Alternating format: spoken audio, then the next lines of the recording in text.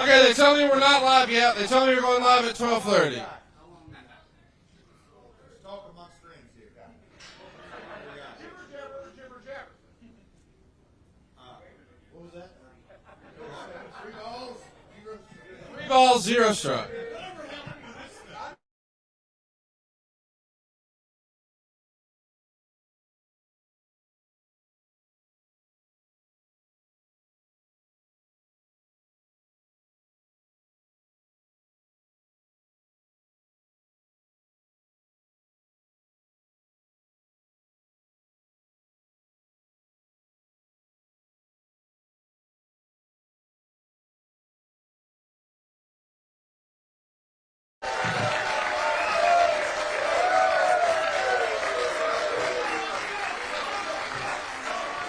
Mongo! Mongo! Mongo! Mongo! Mongo! Mongo! Mongo! Mongo! Chicago, let's hear it one more time. Mongo! Mongo! Mongo! Mongo! Mongo! That's why we're here today. It's moneyformongo.com. Thank you for watching on YouTube or for watching on Fight. This show is absolutely free. We're all coming together to support the great Steve Mongo McMichael. Every little bit helps. Please hurry to moneyformongo.com. Every single nickel goes directly to the McMichael family. And boy, we've got a cast of Hall of Famers with us today. Although he's saying he will refuse the nomination to go to the Hall of Fame, the voice of your childhood, ladies and gentlemen, Tony Schiavone.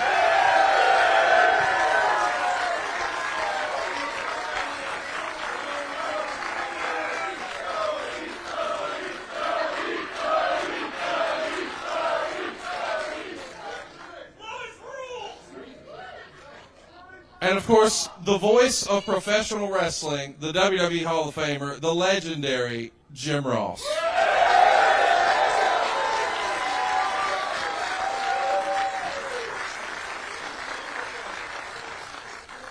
The latest addition to our podcast network, number one in your hearts and minds, the hardcore legend, the Hall of Famer, Mick Foley.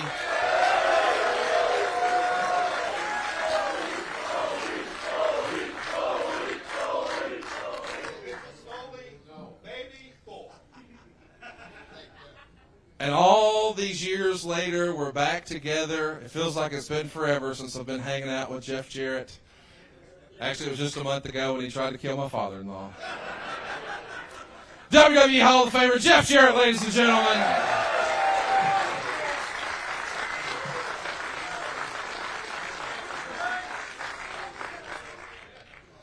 I can't believe this is real, but we've got Eric Bischoff here, and he's got a beer. We're getting kicked off the air on a free show. Eric Bischoff, ladies and gentlemen.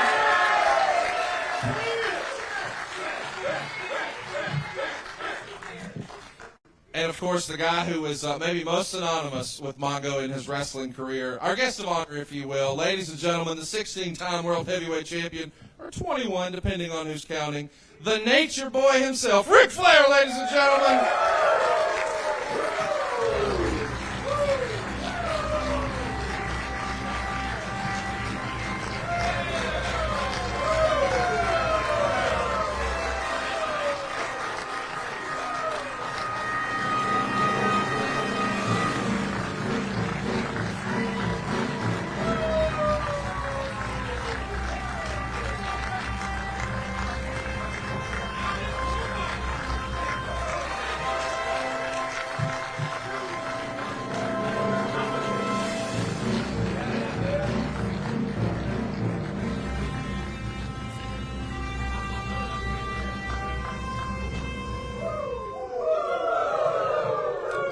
When Tony Schiavone just shook Ric Flair's hand, he goes, "Nice to meet you, sir. Big fan."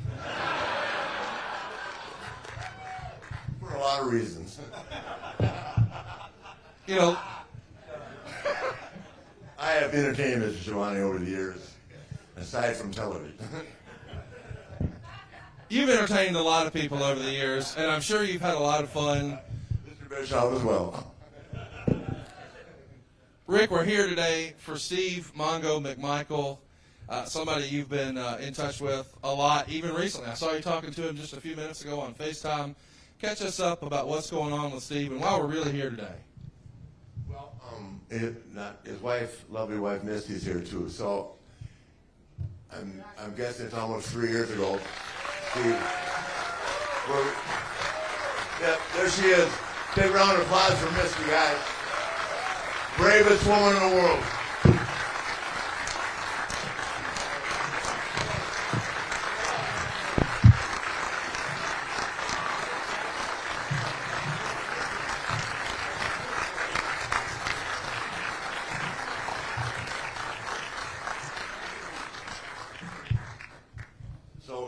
Misty, correct me if I'm wrong, it's been about almost 3 years since Steve got ALS. Am I correct? 3 years, 2.5? And he reached out to me, and I don't know if you know anything about Lou Gehrig. I'm not sure what generation I'm from, but I mean, ever since I've seen so many critical conditions and ways of life, but ALS is something that, to imagine that this all-pro 285-pound tackle that should by all means be in the Hall of Fame, which is ridiculous. Better stats than one staff. I mean, realistically. I would guess his body weight now is maybe 160 or 70 pounds. And he's 209? Oh, fantastic. Well, anyway, to be a guy that bench pressed 600 pounds legitimately one of the toughest guys I've met in my life, and more fun than anybody I've ever spent time with.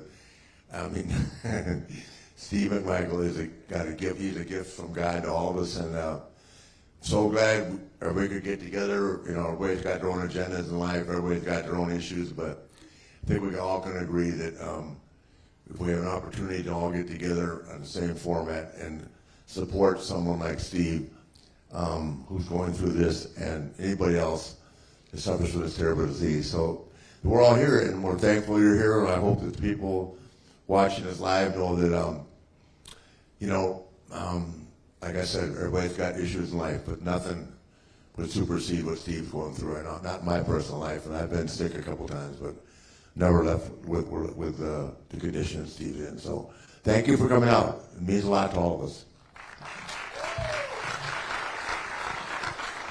Of course, this show is free right now. We encourage you to go make a donation, moneyformongo.com. But Jeff, you and I recently talked about Mongo not too long ago, and Rick just referenced it, a 600-pound bench press. You've been in the ring with a lot of guys. Where does Mongo rank as far as just brute strength? I always kind of get asked the bullet point questions. Who's the best? I always say Shawn. Oh no, sorry, Rick. Sorry, I want to start off on the right foot, but no. You shot yourself in the Hall of Fame in Nugget speech. Okay? LeBron James, okay, I don't think so. Anyhow, just when I get interviewed, just best match, best opponent, all the kind of best, and a lot of folks have asked who's the strongest guy or the quickest guy, and all kind of athletic accomplishments. Kurt Angle was a next level athlete. Scott Steiner, another guy. You look at Big Papa and all of his muscles, and you don't realize really how fast and quick he is inside of a ring. But a lot of times people get surprised when I say that when I'm asked who's the strongest guy you've ever been in the ring with, and I immediately say it's an easy answer, and it's Steve Mongo McMichael. When I went to, and Steve used to call it, and Tony, you will probably remember this, he didn't ever say here in WCW, it was here in the WCW. It's how Mongo, he always called it the WCW. But when 96, 97, when we were doing, when I was leading the Four Horsemen, and Rick was on the shelf, having fun, Rick Nate. We're having fun for Mongo. But I had a series of matches. You mean the time when I was fired for a year? Which year was that? Well, Eric is a better authority on that than me, but we won't go there. But I just remember, and I will make this quick. We got a big panel up here, Conrad. But getting to work with Mongo, and let's just say, and JR can probably say this much more eloquently than I can. Mongo was not polished in the ring. I'll just say that he was not polished. But he wanted to do a move where I came off the rope, and we did a side slam, a lot of spots, and he wanted to do the thing where he would flip me all the way through, and then we call it the Davey Boy Smith kind of power slam is what he wanted to go into. And so one night, coming off the ropes, he grabbed me, and when he flung me up, he flung me on his left shoulder.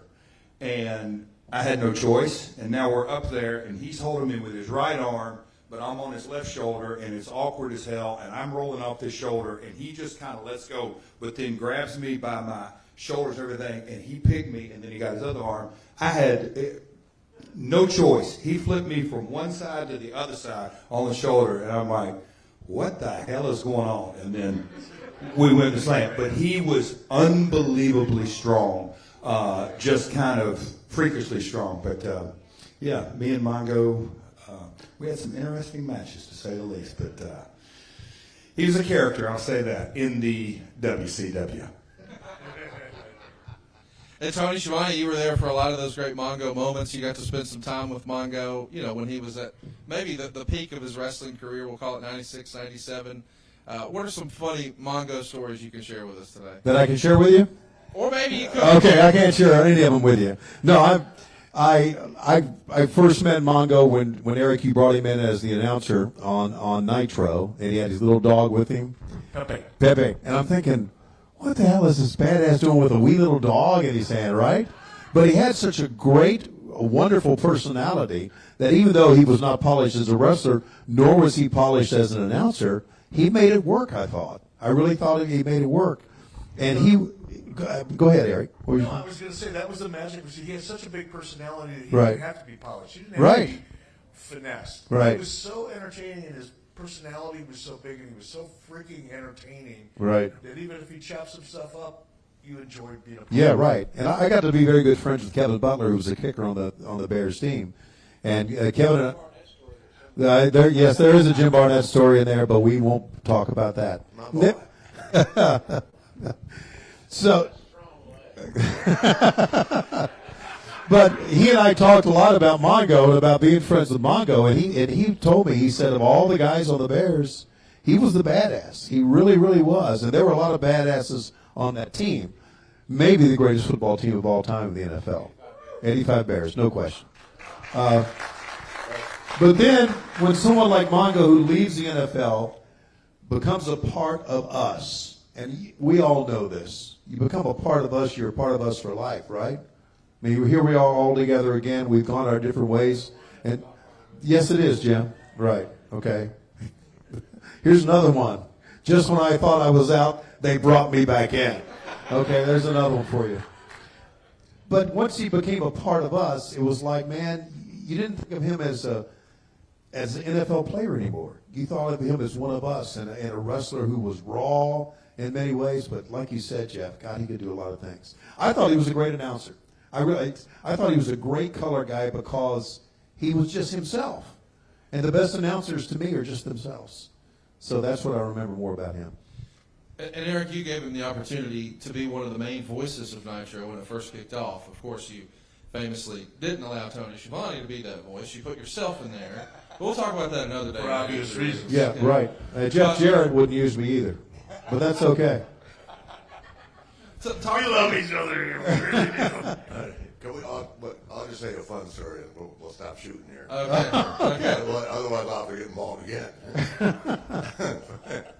So Eric calls me and he said, Kevin Greenville. I said, yeah. He said, why don't you ask Kevin if you think about coming over to WCW and we'll tag you and Mongo, tag him and Mongo up to wrestle you in Iron. So I called Kevin, and Kevin, and they both became very close friends. And as you all know, Kevin passed away 2 years ago. Wonderful guy, but he got in the Hall of Fame just the year before he passed away, so it was tragic. But Kevin, anyway, so we go to Atlanta, we rehearse. Neither one of them ever wrestled. And where Mongo was just relaxed and patient, Kevin Green ran at a different speed. I mean, he wanted to beat up everybody in the dressing room that thought he was, if he was doing something wrong. I mean, Up in the morning and his eyes were this big. He never got smaller. So we're having this match, we're working out, and we're having fun, and we get the heat out of Mongo. Mongo's selling back and forth, and then we gave Kevin Green says to me before we go out, he's like, "Can I supply you too?" I said, "No." The only thing that made me feel any comfort at all is we fed. I took the original tag. He bounced around, did give me a suplex, jumped on me, beat the hell out of me, and then Arn fed, and he came out of his stance. And I wish Arn was here to share the moment. And Arn's one of these talented guys, gifted in our business. He can take a cartwheel flip when you get hit, but Arn can spin right there, right? And he didn't have to take it. Kevin Green was that forearm shiver. Arn flipped completely upside down. I couldn't stop laughing. I couldn't wait for the briefcase to come and get hit in the head. Oh my God.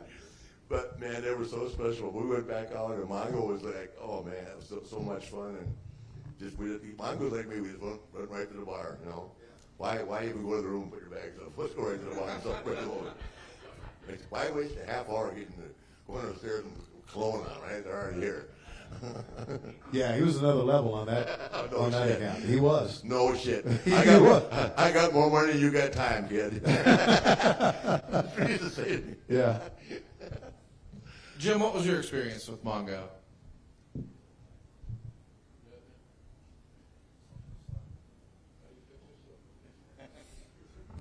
Broadcaster of the year. Are we right on? here.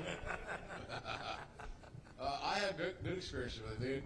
I had to calm Reggie White down because Mongo was, as Reggie said, was flagrantly cursing at WrestleMania. What WrestleMania were those guys? 11.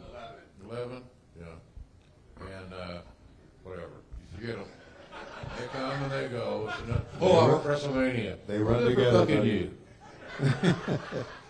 Good for you. 'Cause it's all about you, right? I'm telling you, Reggie was a very religious man, and hence the Minister of Defense moniker. But he resisted the overuse of foul language. And I think one thing we can all say at this dais, if that's what they call these things, is the fact that, Steve was just free flowing, man.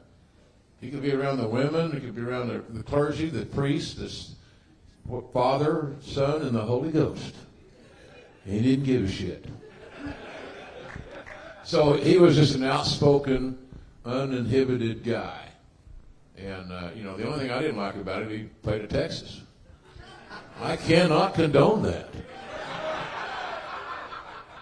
I'm sorry. I just can't.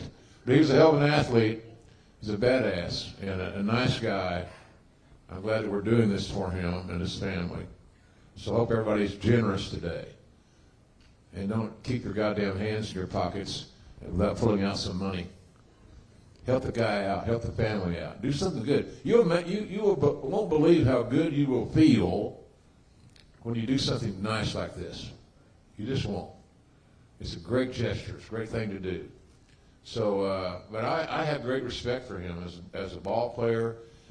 Was he the second coming of Kurt Angle or Lou Thez or Stone Cold or Rock? No. But that's not what he was booked for. He was booked to be himself, and he did a damn good job of being himself. So I have a lot of respect for him, and even though he's a Longhorn. A Longhorn is a steer. Steers ain't got no balls. Not nary a one. But he had plenty of balls, and he still got them, and I'm glad we're here. I'm going to stop now before I go to fucking jail.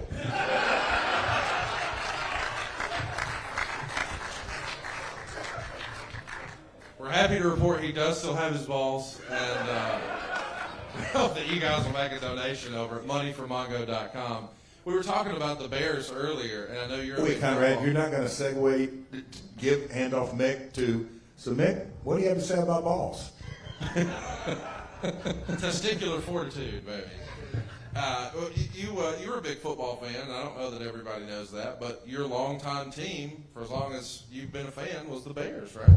Yeah, I would be what you call a long-suffering Bears fan because I came up in 1970 with a photo, a poster of Dick Butkus, number 51, over my bed. And in the strangest coincidence, years go by, and my brother's brother-in-law ends up teaching Dick Butkus's granddaughter on soccer coach, and says, Mick, I think I can get that poster signed for you. This is 30 years later, right?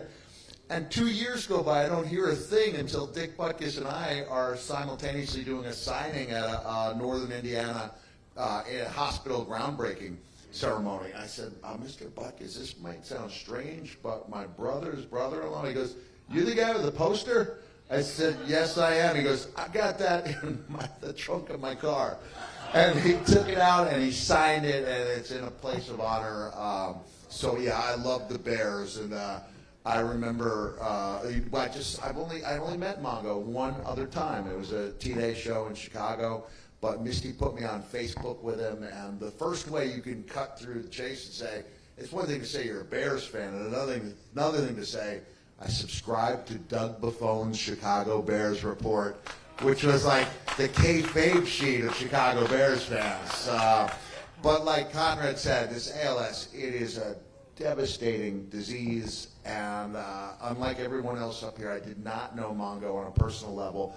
But what struck me in that announcement he made 3 years ago was his sense of humor, his determination to fight, and third, how often he mentioned his wrestling career. Like, he mentioned his wrestling career as much, if not more, than his days as a Chicago Bear. And so I'm so proud when I told Conrad I wanted to be part of this, and I was just a few hours away. So proud to be up here with people who did know him better and loved him so much. And I'm telling you, there's strength in numbers. Even if it's $5, $1, $10, that stuff adds up. And if we have some heavy hitters out there, obviously, that adds up as well. But we're all in this thing together. I really believe we have to look out for each other in this crazy business. That one of our guys is hurting, we should try to lift them up. And I think that's what this whole afternoon is about. So if you're out there and if you have the means, please support this great cause. And if you don't, get the word out so that others might. So thanks for having me here.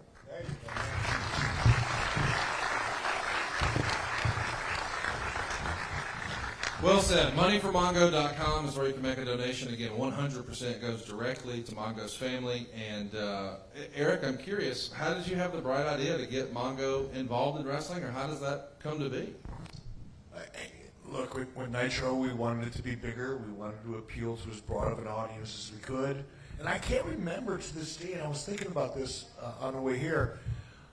I don't know how I first made contact with Mongo. I don't know if he reached out to me, if I reached out to him. Because I asked him that. I was fascinated. There's a whole, my father and grandfather. I don't care about anything. I know, they didn't like the Bears. Harvey Schiller. Harvey Schiller did. The connection. I asked Mongo, like, what was the initial connection? Somehow he had a connection with Schiller, and I think Schiller contacted you. At least that makes sense, and I love that. And I remember when I met Mongo for the very first time. It was down in Orlando. We set that meeting up down there, and I just, I lived in Minnesota Vikings, Chicago Bears, the 80s, kind of a big, so I was well aware of who Steve was.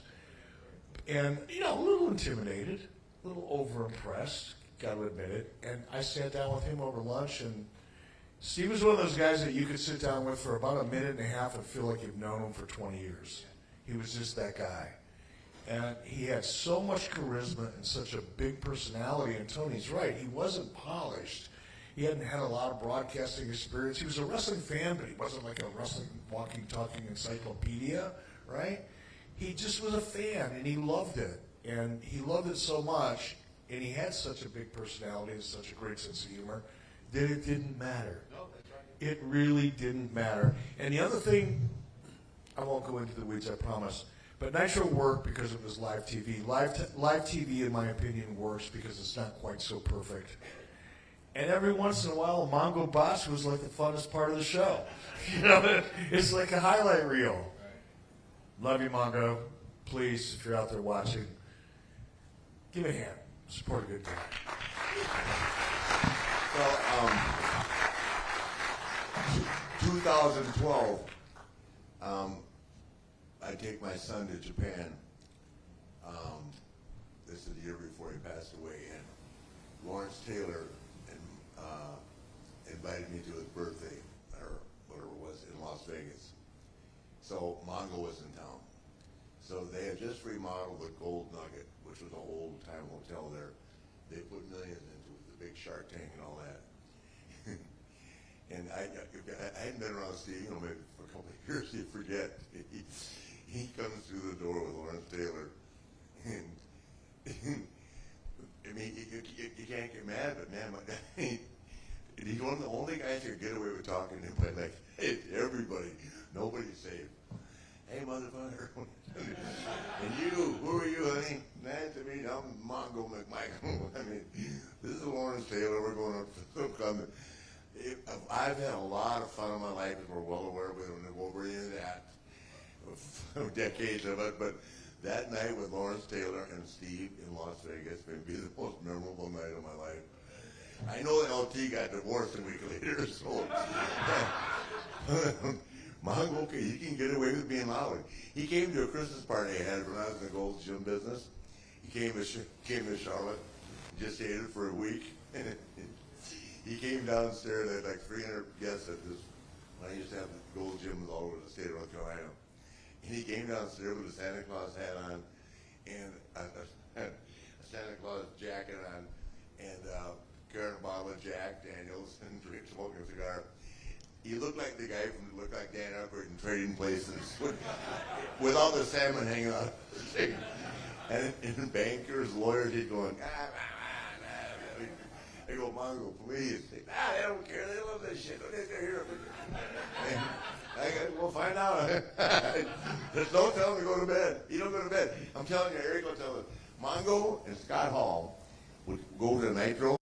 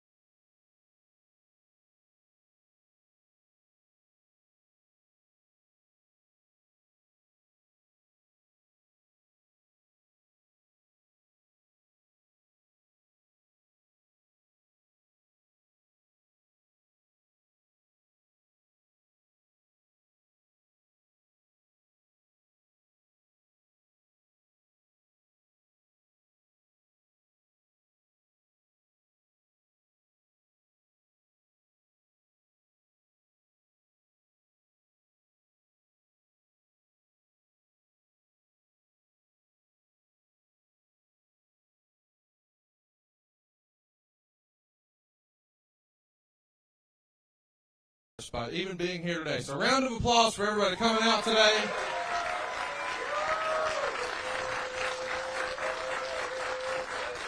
Of course, we're all in town this weekend for Top Guy Weekend, our Patreon for adfreeshows.com, and of course, AEW. Who's fired up for All Out this weekend? Of course, the reason we're all here today is to pay tribute to Mongo McMichael. It's 12:30. You know what time it is. It's time to raise some money. Please hurry to Mongo for Michael. I'll get it. Moneyformongo.com. Steve McMichael needs our help. And ladies and gentlemen, our guest of honor today, the founder of the Four Horsemen, the Nature Boy, Ric Flair. Put your hands together.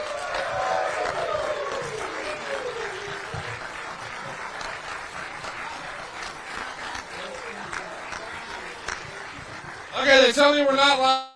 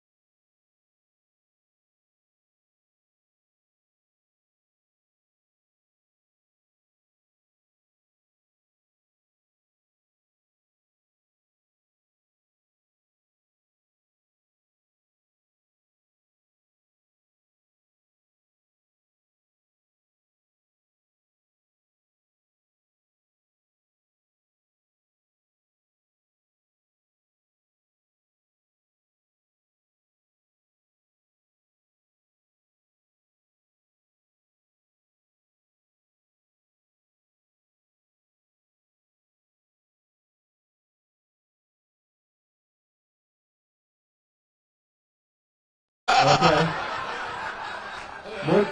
More times than we'd like.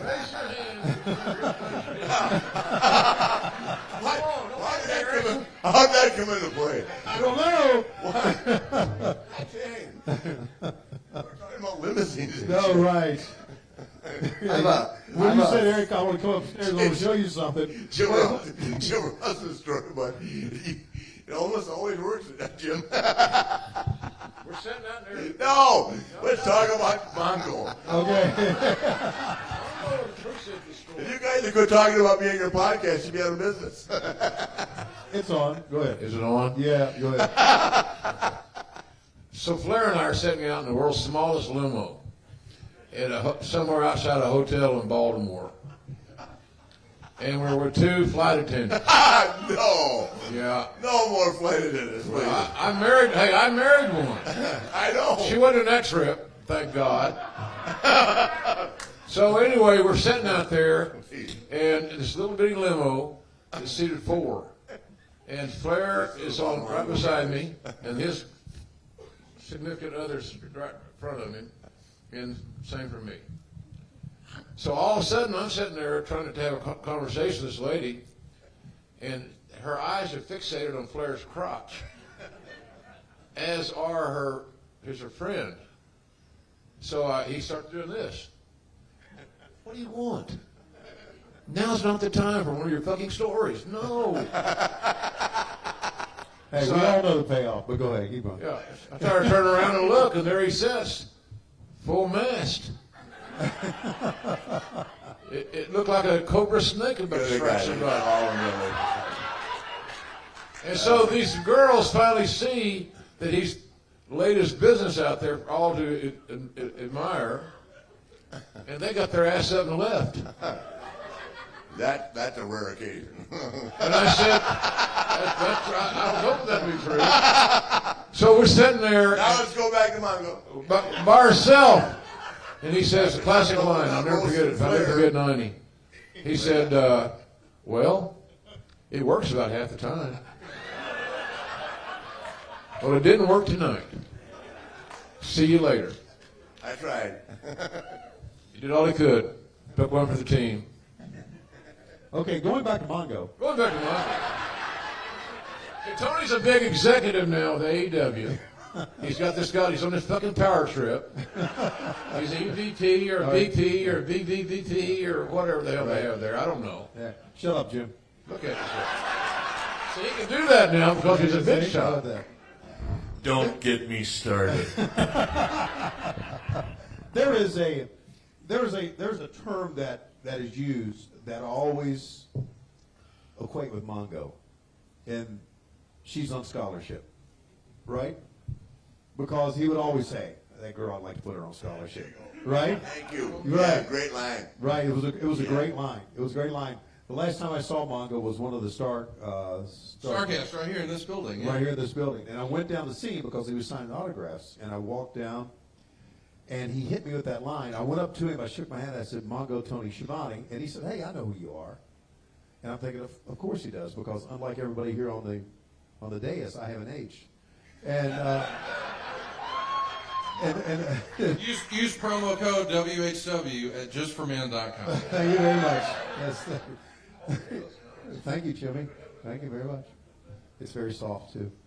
And the first thing he said to me, he said, "See a girl right there, what?" He said, "I wish she was on scholarship." And I'm thinking, yes! You said it again. I love that term. It's the best, man. It's a good terminology. It is. I've had 4 that are still on full scholarship. Everything's a private joke hitting at me, right? First it's life insurance, now it's scholarship. On the Bobby Bonilla plan, right? I know. For Bobby Bonilla of the Mets, still paying all his contract 20 years later. Right. Contract players. Right. Actually, I'm over all that now. Finally. Congratulations. Thank you. Eric Chicago was a big part of WCW. Some of the biggest moments in Nitro history, pay-per-view history. Not just Mongo, but you had Dennis Rodman as well. A lot of great moments here in WCW. What sticks out the most about Chicago to you? Pizza, first of all. But I've often said, and I haven't spent as much time traveling as a lot of the people on this stage have. But I noticed right away that every market had its own personality. Philly was just a little different than New York, and New York's a little different than Chicago, and all the way down the line. There was something about Chicago fans that made me feel at home. And I connected differently. And maybe it's because I grew up in Detroit. I think Detroit fans, Chicago fans are pretty close. But it's just the way you embrace your sports, the way you embrace the Bears, the way you embrace Mongo, the other sports teams here in Chicago. You guys are really loyal fans. And once WCW kind of got in the game and got pretty popular, coming to Chicago was really fun for me because I felt like, even though I wasn't from here, I felt like I was going home, if that makes sense. And it's because of y'all. Chicago has great fans. It's a great city for sports.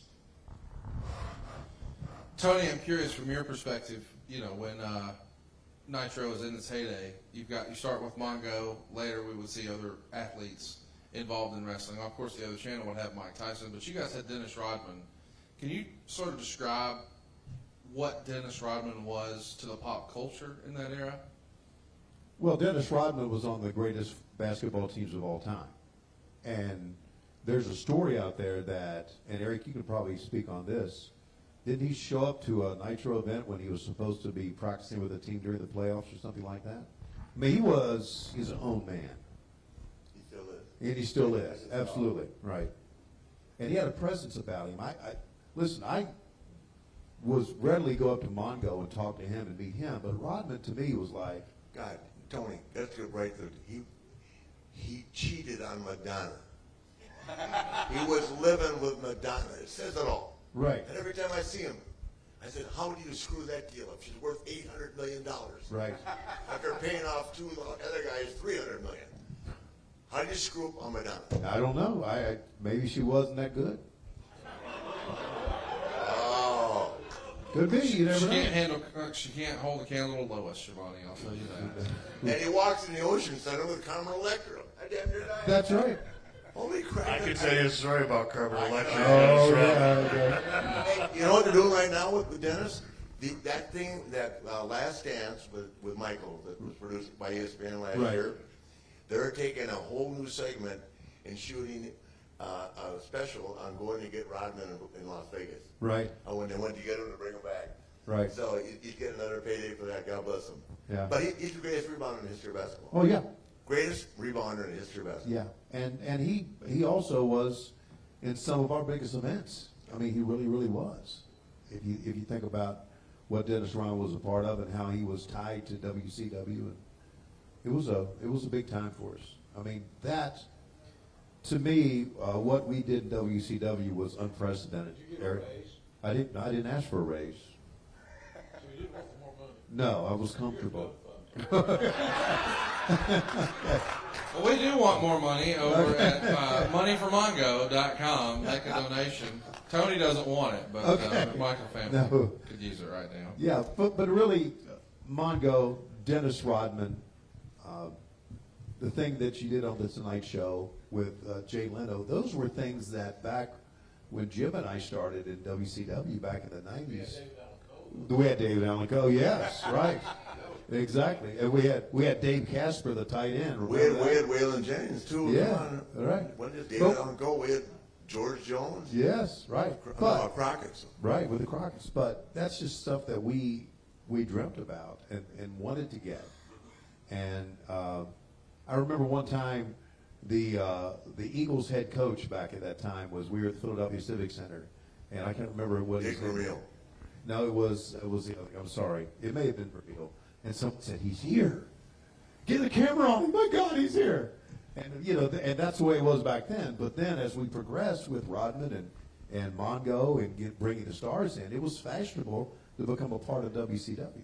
So I saw WCW grow, obviously under Eric's guidance, but we became mainstream, and it was a big deal. And I really think that Mongo being with the Bears and of course Rodman with the Bulls, I think that was all a part of building that up. It's a big part of it. Yeah. A major part of it. Right. Of course, we're all here in a pretty interesting time in professional wrestling today, JR. Not too long ago, it felt like it was hard to imagine a wrestling world without Vince McMahon. Vince McMahon, he used to promote wrestling.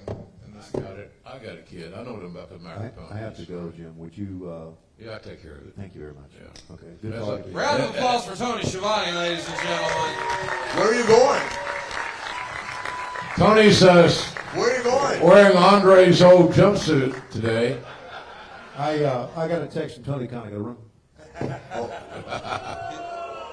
That's not true. That's not true. Sting. Get him, Tony. How can you contend with this? What am I looking at? Okay. It looks like what'd you say one time? It looked like a button on a fur coat.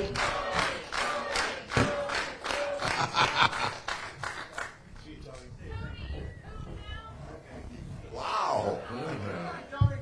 How do you know? Is that wishful thinking on your part, honey?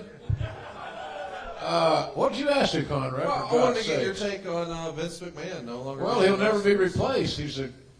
He will always be at the top of the mountain. Look what he built, and he built it from shit. Those little arenas and Smokey this and having to deal with commissions and all that stuff. He's an amazing human being, and yes, because you got to work this in. He's fired me 3 or 4 times. I don't give a shit. When he found out I didn't give a shit, it made it more fun for him. And he just kept firing me, but here's the news. He hired me back. He never hired me back for less money than I was making before I exited. So he's always been fair to me in that respect. Have we always agreed philosophically on how to present pro wrestling? No. Because I'm a pro wrestling guy, not a sports entertainment guy. I don't even know what that really means. I just said it to the hell of it, so make a click. Really important to get clicks these days, It's essential in your livelihood, in your life. What? You're talking too much, honey. So this show's about us. And Mongo. I'm just saying. I'm just kidding you. Don't worry about it. moneyformongo.com is where we do want you to send some It's not clicks. you, Conrad. God damn it. I can't just do everything. I'm just one man here. I can't do everything. Schiavone bolted. He did. We don't he's know a where big- he's going. He didn't go to speak with Tony Khan. will comment Tony on- Khan's not even up. On the Vince McMahon thing, wrestling, he meant everything to it. It meant everything to him, and he made a lot of people rich. I don't care what you guys hear, or don't believe, or don't know, or hear about how bad the royalties are and that. There are so many guys luckier than shit to have made the money they've made. Yep. To have made the money they made for doing so little. All because of him. If they had done what I did in the 70s, and the guys, not just me, that whole era, 60s and all that, $15, $50 a night, 300 fucking miles every night, you have no idea. They couldn't do it, they wouldn't do it. Who would? Not in today's millennial generation. But age. he hit his dad before him and him, and he just had simply the balls to say, guys, we can either get bigger and compete with everybody, or we can stay separate. And it wasn't the downfall to other people. It was just they didn't have the vision that he has. And look where it is now. The company, I mean, it can't run by itself. And I'm sure Stephanie Hunter will do a good job. But it'll always be Vince McMahon's company, in my opinion. It's Vince McMahon's world. Yeah. Look at pro wrestling. Yeah. We can denigrate anybody that we choose to, and this certainly in this forum. But the issue is that McMahon's legacy and his image will never be replicated. Period. Well, I didn't like that finish in 1973, and I don't know. Take it easy. It's fucking fiction. Easy. And he's the most powerful man that this business has ever known. He's the most powerful man this business will ever know.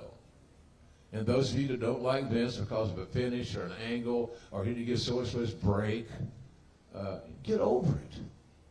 Get over it. We wouldn't be here today in some shape, form, or fashion if it wasn't for guys like Vince McMahon and the passion of a guy like Mongo McMichael. They had something in common. They both believed in their mission. So I'm a big fan of McMahon's, and I'm a big fan of Mongo's. I love Mongo. That's a great analogy. That's pretty nice. Thank you. That's what I do for a living. I'm still in the business, Nate, but I never was a horseman, like Jarrett claims to be. What the fuck's that story about? I didn't know Jeff was a horseman. Oh, well, where'd that come from? He's at the JW Marriott, baby. At the Renaissance. Oh, he corrects it. Mick, I'm curious. Where did you move to? What hotel? The Renaissance, isn't Oh, it? Renaissance, okay. I think it is. I don't know. I'll find you. I'll look it up. Don't give your room number. I'm not Conrad. Don't worry. You're not the only smart fucking guy in the building. Mr. Podcast. Mr. I created everything, and I get first count of all the money. So there. Moneyformongo.com.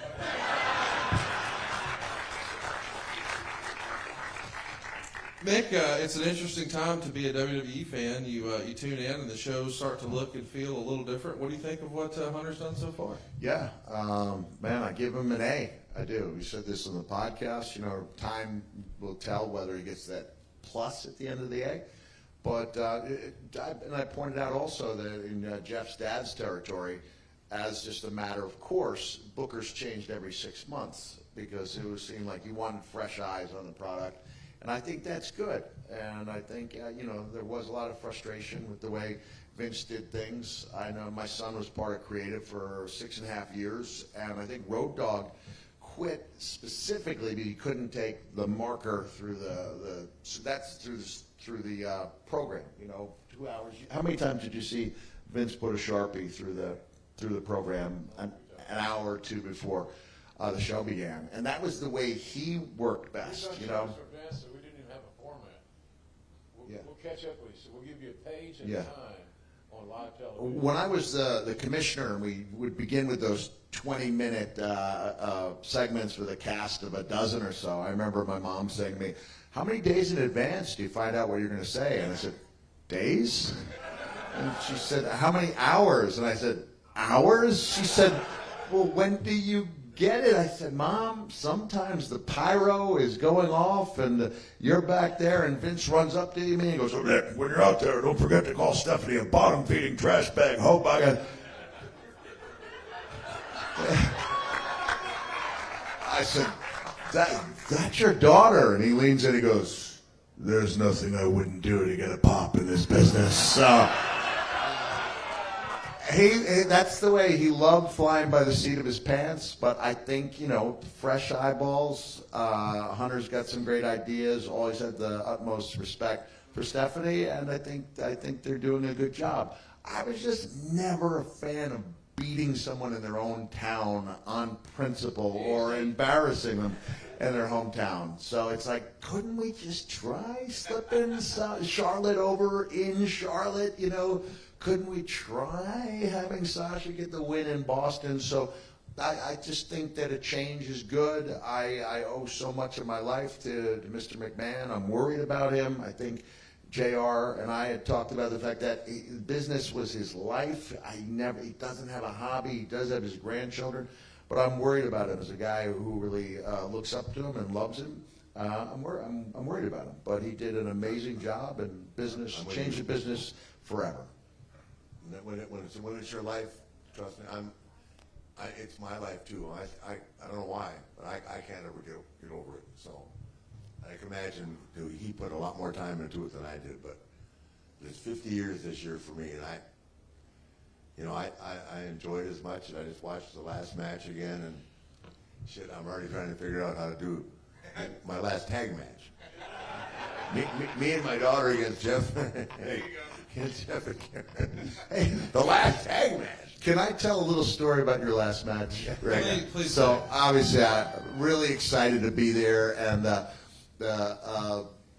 you guys, Conrad's guys, come up to me with about a minute in advance and says, "Hey, do you mind saying something?" And fortunately, I had my youngest son Huey was sitting on my left, and he had just whispered in my ear like 30 seconds before that. He goes, "Dad, this is better than SummerSlam."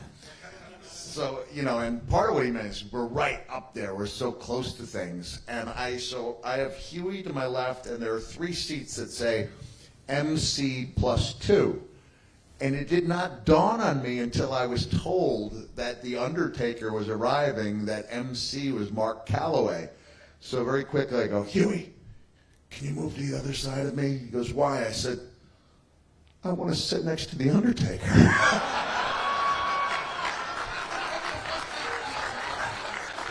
And so we're having this amazing time. Yeah. Who are you, man? It always is. I see Bret Hart at the end of the show, and I didn't even know Bret was there. He's down about four seats on the aisle. He's sitting next to your dad, and so I go, "Bret," and he thinks I'm waving to him. And he waves to me. I go, "Oh, come on over here." And he comes over with his wife, Vanessa. I said, "You need to be here," because I was hoping that would be the photo that was taken. And I talked to Jeff about this last night. I said, "Man, I've been around a long time." I said, even when I'm fortunate enough to have been, Jerry, you can speak to this, usually, unless it's SummerSlam or WrestleMania, if you're the main event, by the time you walk through that curtain, the back is being broken down. Most of the guys have left the second the final bell leaves, and you are all alone. You're with your partner, and then you're going to watch the show to the next day in catering.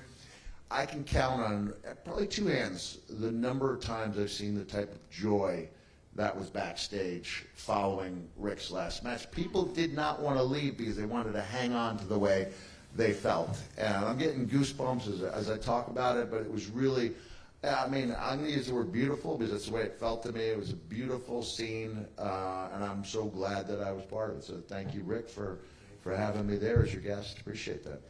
Thank you. I'm going to take credit for one thing in Ric's career. I taught him how to work through the break. He said, "Why are you doing it? We're not." You tell the story. It's better than me. What's the story? Working through the break. Oh, yeah, working through the break. Jeez. He goes, "What are you doing?" working with you. Yeah, Rick and I have a match. Final match, as far as I'm concerned, of my career, October 2010. I did come back, and I was part of the Rumble in 2012. It was 2016. I don't count it as a match if you're on the no-touch list and your opponents are not allowed to touch you. That's not a match. So Rick and I have that match. He throws me off the ramp, and through no fault of his own, I overshoot it a little bit. And I land really hard. It rattled my brain to the point where I could not get out of bed to go to my book signing the next day. And I take the most pride in getting out there and doing the things I'm booked for. I said, I can't move. I cannot physically get out of bed. So I take this big bump, and we go to break. And at least in my head, I'm like, I can rest. And all of a sudden, I feel, boom, boom, Rick, what are you doing? He goes, we always work through the break, you know. I was like, no, this is where you grab a rear chin lock. Not today, brother, not today. And it was a hell of a match. It was a hell of a match. If you go back and watch it, I remember it was getting a lot of accolades, and I thought, well, basic brawl, but here's the deal. Every single thing we did looked good and was delivered with great, great or bad intentions, depending on how you look at it. And man, I don't know if I've ever talked about Rick, but Even an average match can be good if you got a blade. I swear by that. but this was I can't really, work without one. But it was really good, and I felt and still feel really fortunate that you were the guy in there with that last match. Thank you, Nugget. Thank you. And while I just had this idea, I'm flying home to see my mom. That's where my Dick Butkus poster is. It's framed, it's mounted, it's big, because it was a 24 by 36 inch poster anyway. And Dick put it in really bold Sharpie. And it's been in storage for several years. And I'd like to auction it for money for Mongo. So we will figure out how to do that, right? Maybe the next podcast, but that feels like the right thing to do. So we'll find out a way, because it doesn't belong in storage. It belongs on the wall of a really big Bears fan. It's got some history in that it hung on over my bed for over 30 years, and now it's signed by the man himself. And I think we can help raise some money through that poster. So be on the lookout for that. Right on.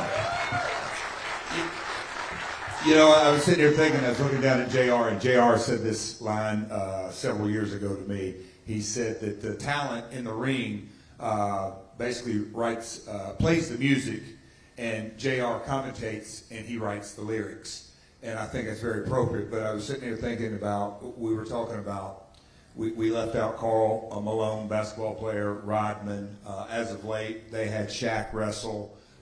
Just pop culture, one after another after another. But over the last 90 days, being a part of Rick's last match, people would come up to me all over the place, and it's like they asked me, Rick's doing this, and I said, Rick's hotter today from a marketing standpoint than he's ever been. He's a pop culture icon. And the reason I'm sort of tying this all together is, and we gave, as you guys say, gave Vince his flowers because of what he created. But at the end of the day, and this is where I challenge, you can be a Bear fan, you can be a Mongo fan, you can be a podcast fan, an AEW fan, a WWE fan. At the end of the day, what has driven my family since 1946 is this industry. In this room and in this ring, we're all, at the very core, a huge fan of professional wrestling. There's nothing like it. Are we sport? No. Are we all entertainment? No. We are that hybrid, even if you're a fan or a performer or an announcer or an executive, whatever it is. In our DNA is something special and something unique. And look, the miles and the money and all that rolled into one, we all have one thing in common, and we love this industry. And we have one of our own that's down, and Mongo love this business, and we've talked about that for a while as well. But I really challenge you, $1, $5, $10, money from Mongo. If you're a wrestling fan and love the industry, I just challenge you, hit that donate at moneyformongo.com.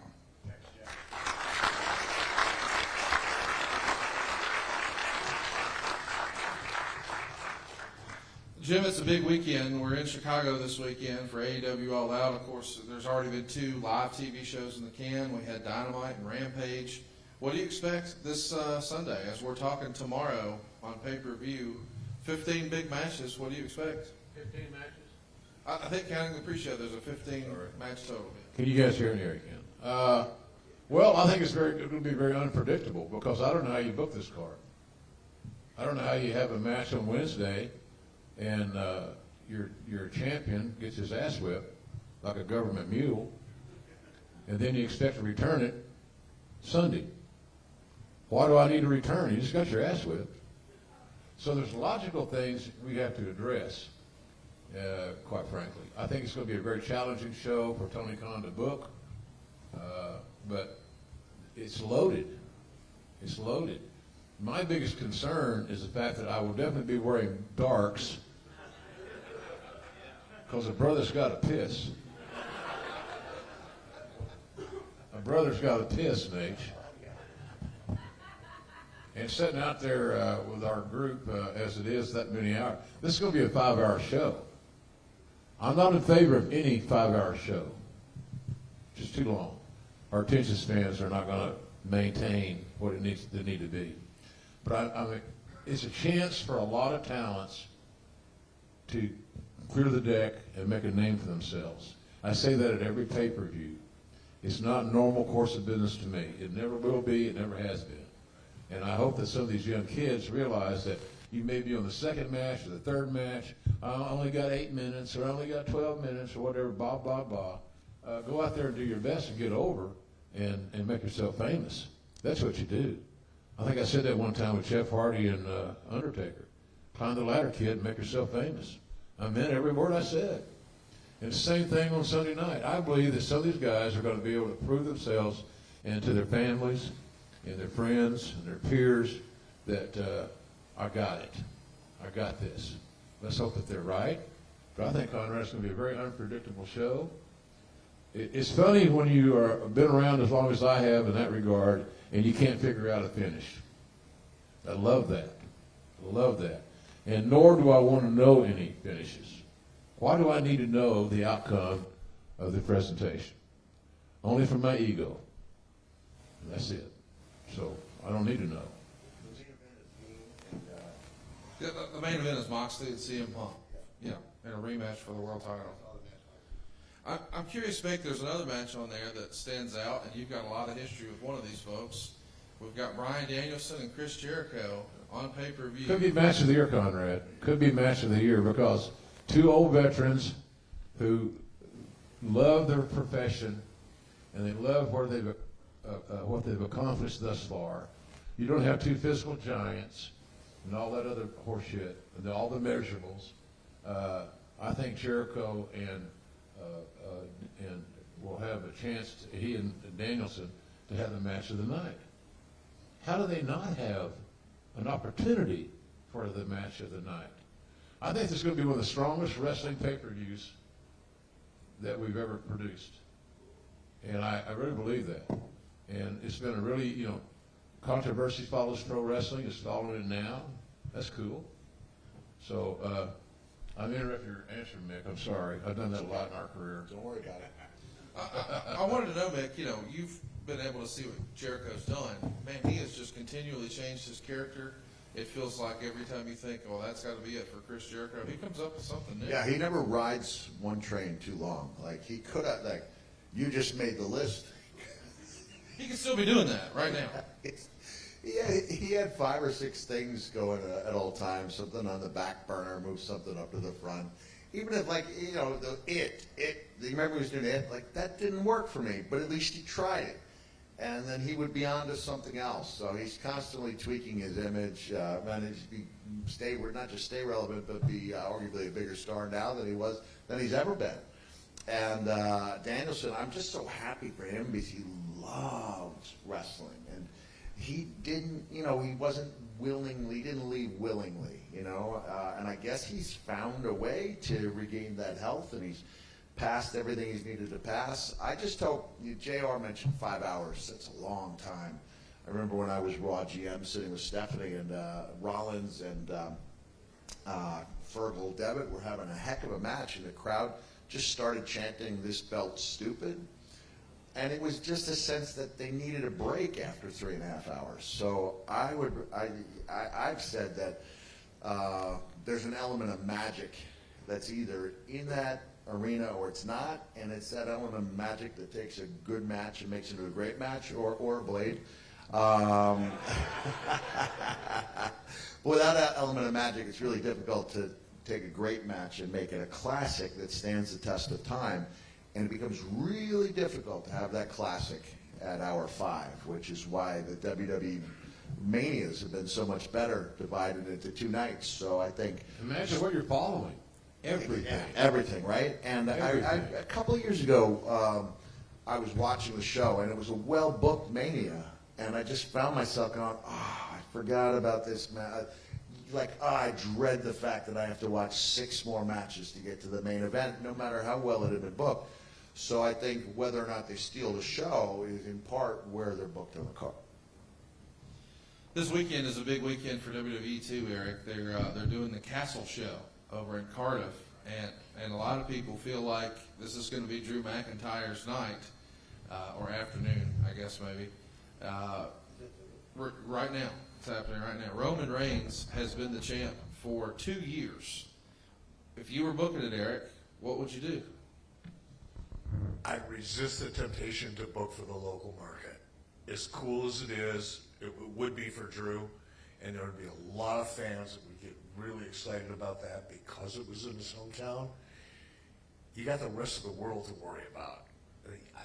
Unless that was the plan a year ago, if they've been building to this and this is the plan and they know where they're going after this, kind of doubt it. But if they do, that's great. Unlike me, you gotta hold it. You gotta keep rolling in that spot, hoping that Rock shows up. That's right.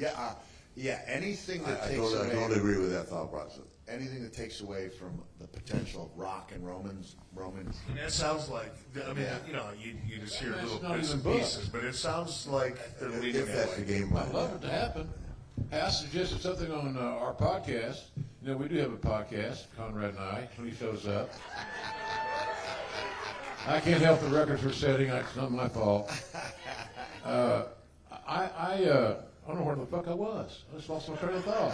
You mentioned something about Rock and Roman, maybe? Oh, yeah. I think Rock and Roman would be obviously an amazing attraction. And no, there doesn't be a title involved. It's 2 stars.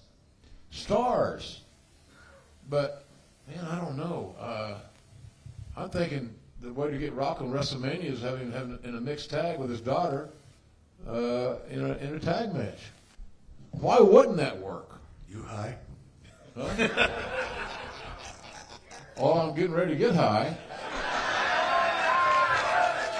I will tell you something. How much longer is this going to last? I'm just curious.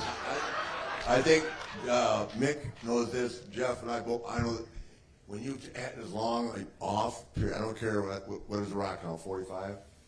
50. 50. Okay, to turn 50. Okay, so he hasn't wrestled in what, 10 years? Since John Cena, right? 4 or 5. 4 or 5 years. Okay, well, maybe. Whatever. Well, whatever the point is, it's really hard. Big difference. He looks like $1 million. Unbelievable thing. Always has, but it's so hard to get in wrestling shape. Trust me. Well, he's doing work with his daughter. Yeah. What's that? He worked at a mixed tag with his daughter. He did? No. No, I mean hypothetical. If we were to wrestle Roman, who has been. Well, that's a hit. That's a hit. Yeah.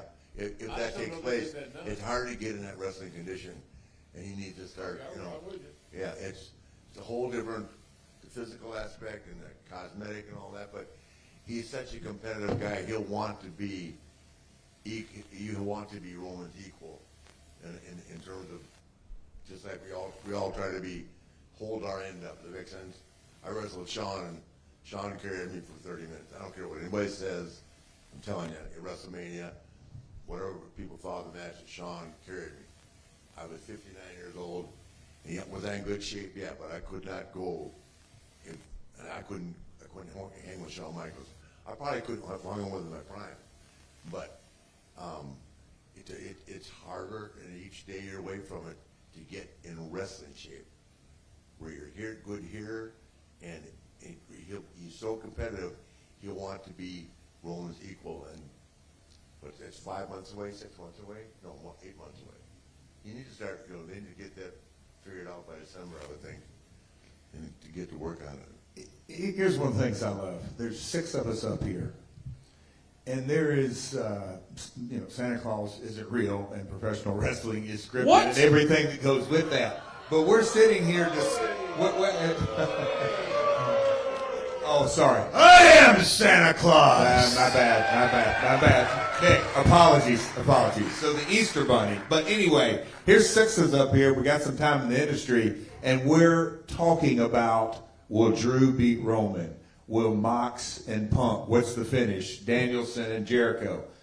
We're all still the biggest fans in the world. And when we're up here debating it and all this, I think I'm going to go on the side of, I think, not because of the hometown, although it's going to be a very legendary beauty shot. But Drew winning there sets up future business. But they hadn't had a touring champion because it's been with Brock and Roman for 2 years. And so for business sake, get it on, guys.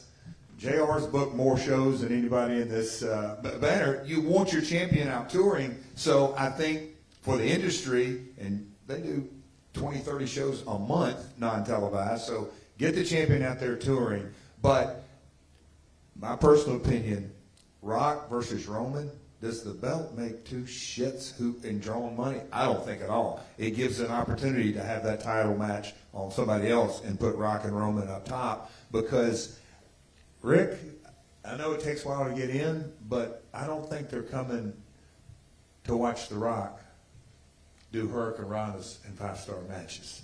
They're coming to watch him drop the elbow. What I'm saying is at 50, he'll want to do that. Yeah. I get it. And I'll tell you, with social media the way it is today, if Roman's not the champion, it won't be the same. I disagree. The flagship match, I don't care. People have always tried to put the title. I've seen so many different times in a different scenario, like before the bunkhouse stampede, I've seen it. The championship match has got Roman, I think, to be as pure and have to be to showcase something different. Roman's got to be a champion, because the minute if Roman loses along the way, in social media, it diminishes. It is for the world we live in. People. I love the debate. Yeah, it's healthy. It is just a debate, but I agree with you personality-wise. They don't need the belt, but I think for business, it just makes it a bigger event for the world title. There's nothing bigger than Jim Ross saying, or Tony Schiavone, or anybody, ladies and gentlemen, this is for the World Heavyweight Championship.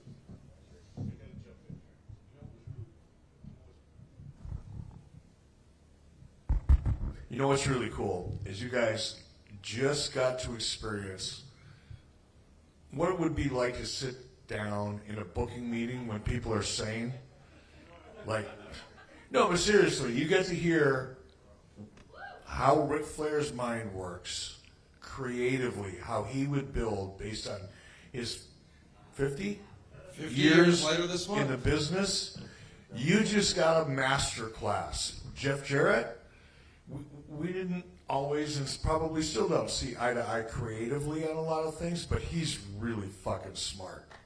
He's really smart. And to be able to sit here and just listen to 2 of these great minds debate entirely different creative perspectives, it's pretty awesome. Thank you very much, gentlemen. I appreciate it.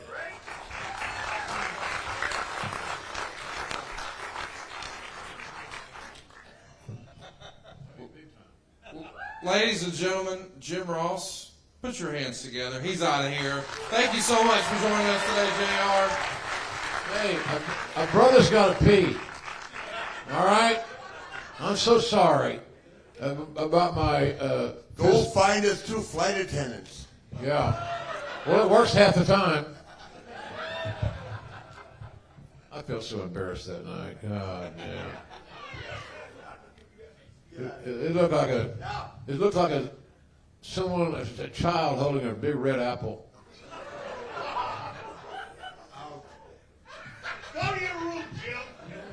MoneyForMongo.com is why we're here. And we really appreciate the voice of professional wrestling. One more time, Jim Ross, ladies and gentlemen.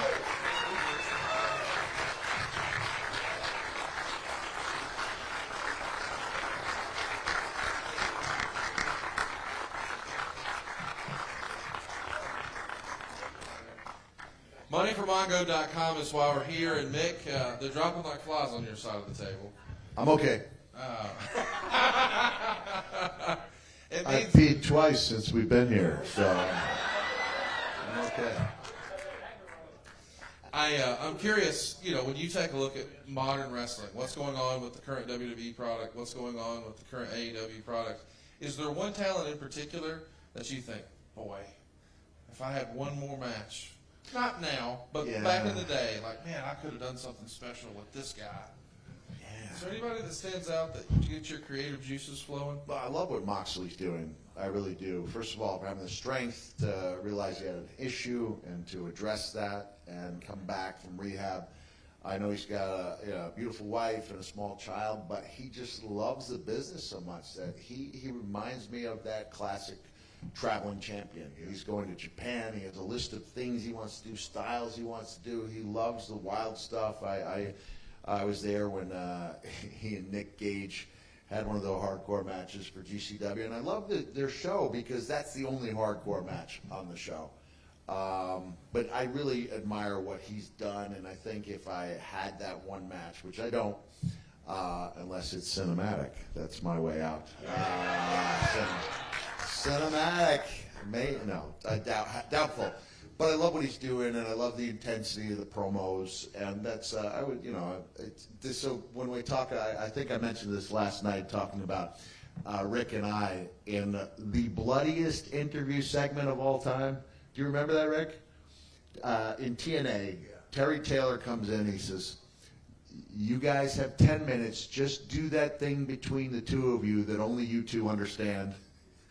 Which means we're not going to tell you what to say. You get 10 minutes. So I said to Rick, I'm going to ask for a last man standing match and make me work for it. And he goes, I will. And we get out there, and all of a sudden Rick starts whacking away at his head, and he's get the scar tissue and starts flowing blood. And I think, I know he's a nature boy, but I'm not about to be shown up. And Jeff was there, like, I can't produce blood that way, but doggone it, Robert Fuller taught me how to give a hard way, and I'm going to do it to myself on this. So Rick's bleeding, and then I go, you boom, boom, boom, and we're this close to each other, and it was like one of those things that made me feel alive. That made me feel alive, and I loved it. So I think the intensity of the promos is what I would really admire and look forward to with a guy like Jon Moxley. And I read Moxley's book. That almost happened, right? Almost you guys at least happened, had a conversation. What happened there? Well, I failed the impact test. Okay. Yeah. 2 neurologists. I realized it was not going well. And so independently of WWE, I went to Robert Cantu at the Boston Center for Traumatic Encephalopathy. It's called the Concussion Legacy Center now, but as long as I can continue to say Boston Center for Traumatic Encephalopathy, I think I'm going to be okay. I couldn't begin to say that. And by the way, nothing wrong with going to rehab. No, I mean, I really power to. I mean, it's the best thing. Doesn't always work. But it's 4 weeks away from the shit. But I think I did 35 days. I think you guys will appreciate my answer to Dr. Cantu, who's one of the most noted neurologists in the world, and he said, "You should never wrestle again." And I looked at him and I said, "I can work an entire match around my left knee," which means I've still got one more left in me. Like, I accept that you said words, but they just physically passed from one ear out the other. And then he looked at me and he said, "Mr. Foley, when I met you 2 weeks ago, you struck me as a bright young man."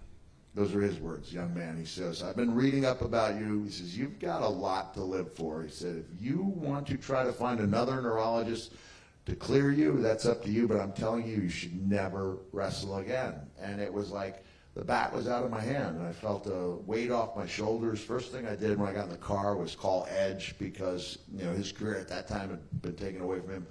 And now my career is largely done, but it's just a matter of retiring on your own terms as opposed to somebody else's terms. But I was good with it. I was good with it, and some of you heard me tell the story that the most difficult thing all of us face, I believe, challenge-wise, is to find something that makes us feel like we did when we were in that ring. And it's really difficult for a lot of guys to go from being in the action figure rack next to Spider-Man to trying to figure out what you're going to do with the rest of your life. And that's why I'm so grateful for the avenues I have. You know, the podcast with Conrad, I go out there and I tell stories, slightly exaggerated for your listening pleasure, on my one-man shows. And even the goofy cameos I do, it's all given me a chance to perform. And so I appreciate all of you who continue to make me feel like someone, but this afternoon's not about me, it's about Mongo. So again, please go to Money for Mongo. Every little bit counts. It really does, and there really is strength in numbers. Thanks. Well said. Jeff, we're starting to wind up, and you've been in the headlines most recently. Everybody wants to know, what's Jeff doing next? I don't know if you read yesterday's Observer, but he had a couple paragraphs about you. Everybody wants to know. You've kept them guessing. You look phenomenal about a month ago.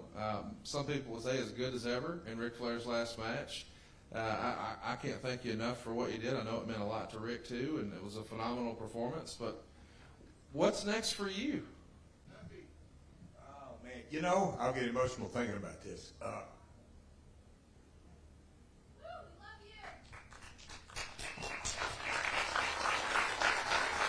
Because oh man, you do it to me every time.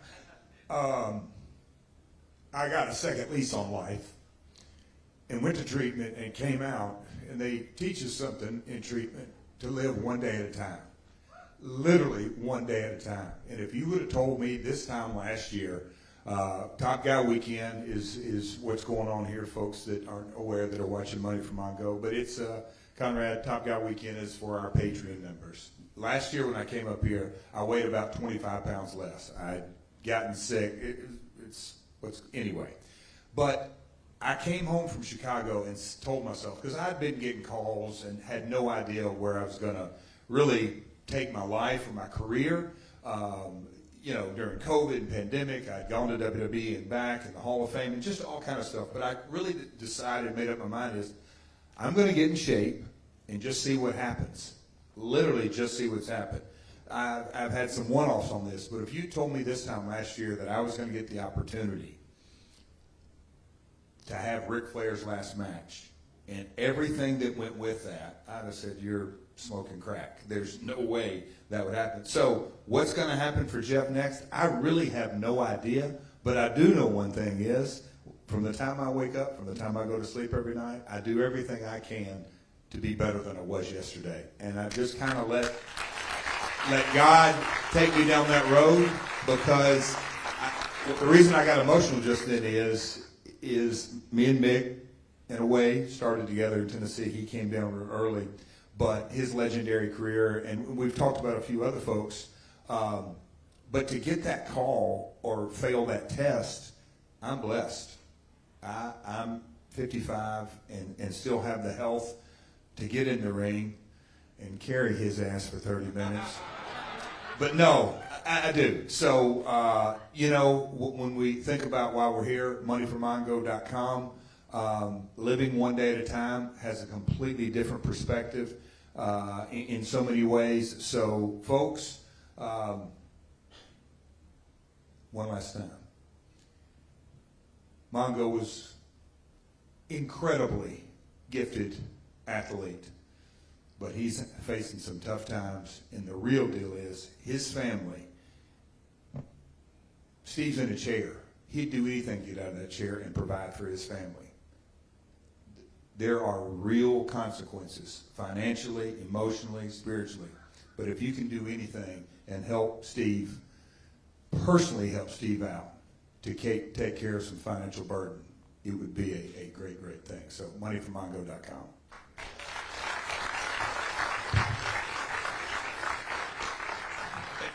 Eric, we're wrapping up. Any final words about Mongo before we go off the air here?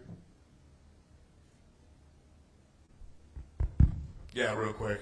I think, I mean, I can't say anything better than these gentlemen have said here tonight. But here's the one thing that I do want to say about Mongo. A lot of people came in the position I was in. I met a lot of people who wanted to come into the wrestling business for the opportunity, the money, the exposure, the rub, whatever the case may be. Steve came to WCW and was excited about being a part of WCW because he was one of you. He's a wrestling fan first.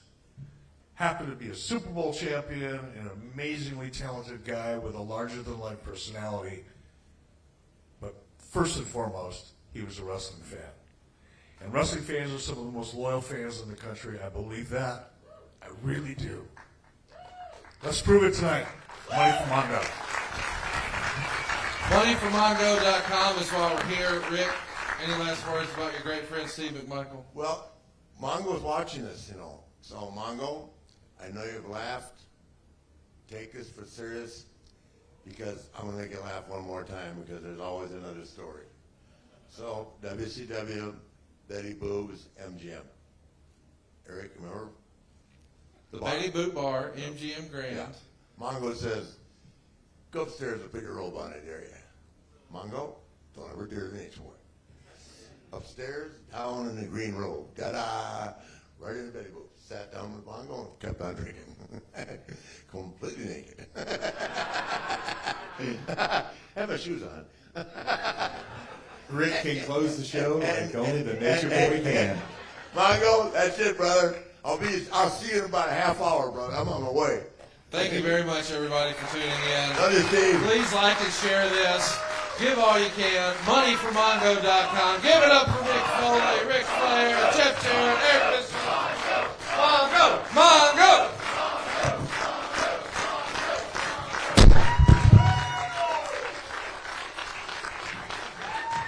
And thank you, Conrad Thompson, for making this possible for all of us.